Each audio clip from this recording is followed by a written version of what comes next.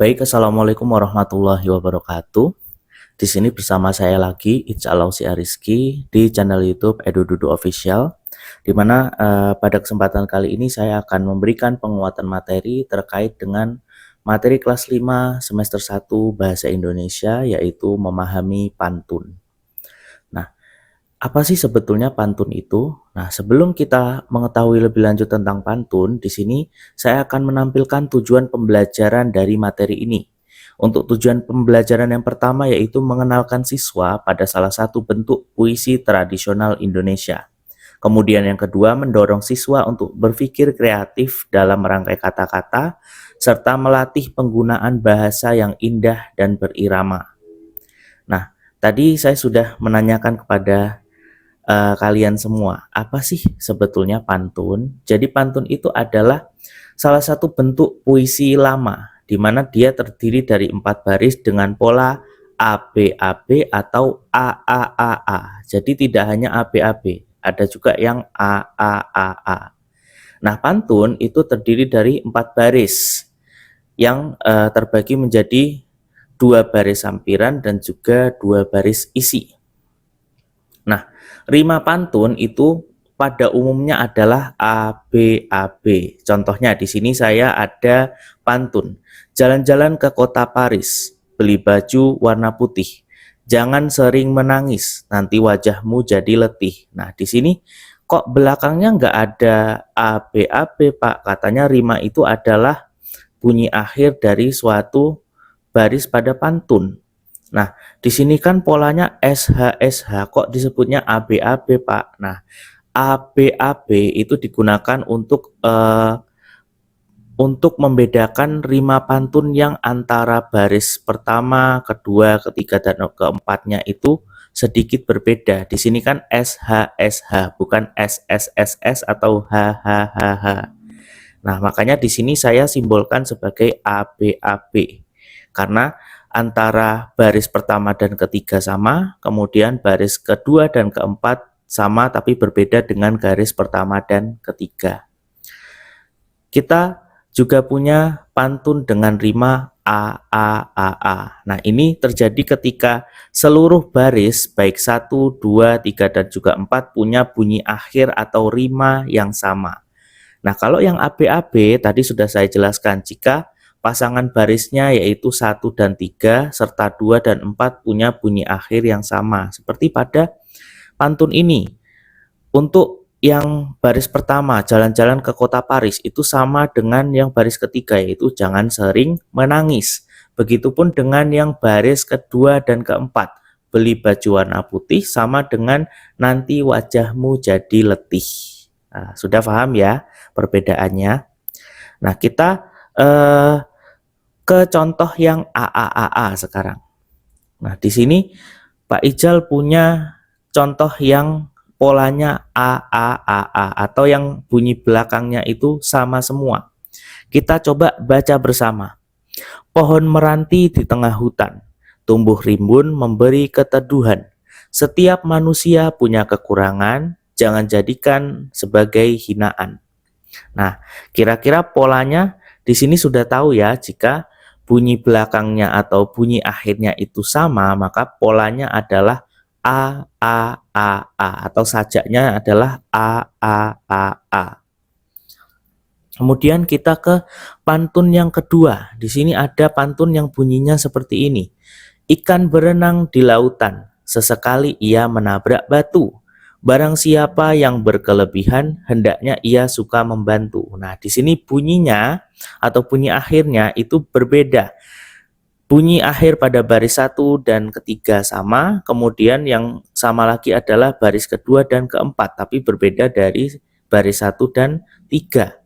Nah, ini adalah pantun dengan rima ABAB atau pola ABAB seperti itu. Jadi, tentunya kalian sudah bisa menjawab pertanyaan pada kotak ini. Apa pola sajak dari setiap pantun bait ini? Nah, pantun pertama tadi polanya apa? Ya, betul sekali.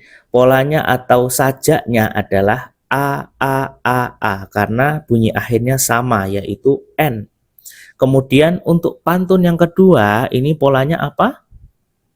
Iya, betul sekali. A, B, A, B. Karena bunyi akhirnya berbeda. Seperti itu. Kemudian kita jawab pertanyaan yang kedua. Apakah nasihat yang didapat dari pantun tersebut? Nah, coba pantun pertama apa? Nasihat yang kamu dapat, amanat yang kamu dapat itu apa kira-kira? Iya, betul sekali. Setiap manusia itu punya kekurangan. Nah, karena hal itu kita tidak boleh saling menghina, tidak boleh mengejek satu sama lain karena diri kita walaupun kelihatannya bagus itu juga pasti punya kekurangan. Tentu kamu tidak mau kan diejek karena adanya kekurangan pada diri kamu, seperti itu. Kemudian untuk pantun yang kedua, apa kira-kira amanat yang bisa kamu peroleh dari pantun yang kedua? Ada yang bisa menjawab?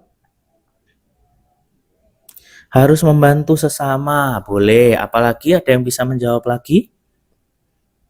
Iya, betul sekali. Jadi kalau kita memiliki kelebihan rezeki ataupun barang ataupun makanan, itu kita harus mau untuk berbagi kepada sesama, baik yang membutuhkan walaupun orang yang ada di sekitar kita. Karena ketika kita berbagi itu akan dihitung pahala oleh Allah Subhanahu wa taala atau oleh Tuhan yang Maha Esa. Seperti itu. Nah, di sini Pak Ijal juga sudah punya contoh pantun yang ketiga. Kita baca bersama-sama ya. Ada anak bermain sepeda saat senja pulang dengan senang.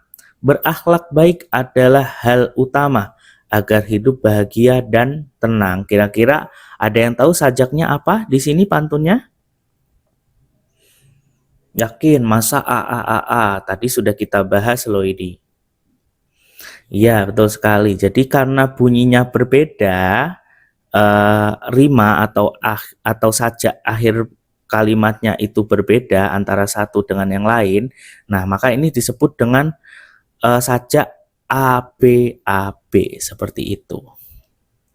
Kita lanjutkan dengan struktur pantun. Nah, struktur pantun itu ada dua, ada yang namanya pembukaan atau sampiran dan ada yang namanya isi atau bagian inti. Nah, sampiran itu ada di baris pertama dan kedua. Kita lihat lagi pantun yang sebelumnya. Pohon meranti di tengah hutan, tumbuh rimbun memberi keteduhan. Nah, ini adalah bagian dari sampiran pantun. Jadi, biasanya sampiran itu dia mengambil kata-kata yang ada di kehidupan sehari-hari, tapi tidak berhubungan dengan pesan atau isi dalam pantun. Kemudian, untuk bagian isi itu biasanya ada di baris ketiga dan juga keempat. Kita lihat lagi pantun sebelumnya. Setiap manusia punya kekurangan. Jangan jadikan sebagai hinaan. Nah, itu adalah isi atau pesan yang ingin disampaikan dari pantun yang Pak Ijal beri contoh di sini, ya. Kemudian kita lanjut ke jenis-jenis pantun. Nah, pantun itu tidak hanya punya satu jenis, ada 3 jenis pantun. Ada yang pertama pantun nasihat, kemudian pantun jenaka, dan yang ketiga adalah pantun teka-teki. Nah, pantun nasihat itu adalah salah satu jenis pantun yang mengandung pesan moral, di mana pantun ini biasanya berisi saran atau nasihat tentang bagaimana sebaiknya seseorang berperilaku atau menjalani hidup. Nah, ini cocok dengan pantun yang Pak Ijal sajikan sebagai contoh, yaitu pantun yang pertama, yang pohon meranti di tengah hutan ini. Nah, di sini ada pesan di pantun ini, yaitu kita sebagai manusia tidak boleh saling menghina karena setiap manusia itu punya kekurangan dan kelebihan masing-masing. Maka kita harus saling menghargai seperti itu. Nah, di sini pantun nasihat contohnya adalah pergi ke pasar membeli tomat. Jangan lupa membeli sayuran. Jika kamu ingin punya sahabat, maka jadilah teman yang pengertian. Seperti itu. Contoh untuk jenis pantun yang kedua yaitu adalah pantun jenaka. Nah, pantun jenaka itu adalah salah satu jenis pantun yang bertujuan untuk menghibur dan membuat orang tertawa. Jadi sifatnya adalah untuk lucu-lucuan di sini ya. Pantun ini seringkali digunakan dalam permainan kata-kata cerdas ataupun untuk menciptakan efek komedi atau efek lucu. Contoh di sini Pak Ijal punya pantun, bunga mawar tangkai berduri, laris manis jualan cendol, Aku tersenyum malu sendiri, teringat dulu suka mengompol. Nah, ini sedikit relate dengan ceritanya Pak Ijal semasa kecil, di mana ketika zaman masih balita, dulu memang Pak Ijal beberapa kali mengalami yang namanya ngompol. Tentunya kalian untuk yang masih berusia balita itu kebanyakan masih belum selesai toilet training, makanya masih ada kejadian anak kecil ngompol. Makanya kalau kamu perhatikan anak-anak masih bayi, anak-anak yang baru bisa berjalan, baru bisa bicara itu biasanya pakai popok. Karena apa? Karena belum toilet training, belum dilatih untuk bisa tahu kapan kamu harus buang air kecil atau buang air besar seperti itu. Sedikit melenceng ya dari pembahasan. Kita lanjutkan ke pembahasan berikutnya. Ada jenis pantun yang ketiga, yaitu pantun teka-teki. Nah, jenis pantun ini berisi teka-teki yang harus dijawab. Biasanya dua baris pertama pantun berfungsi sebagai sampiran, nah, sama seperti pantun pada umumnya.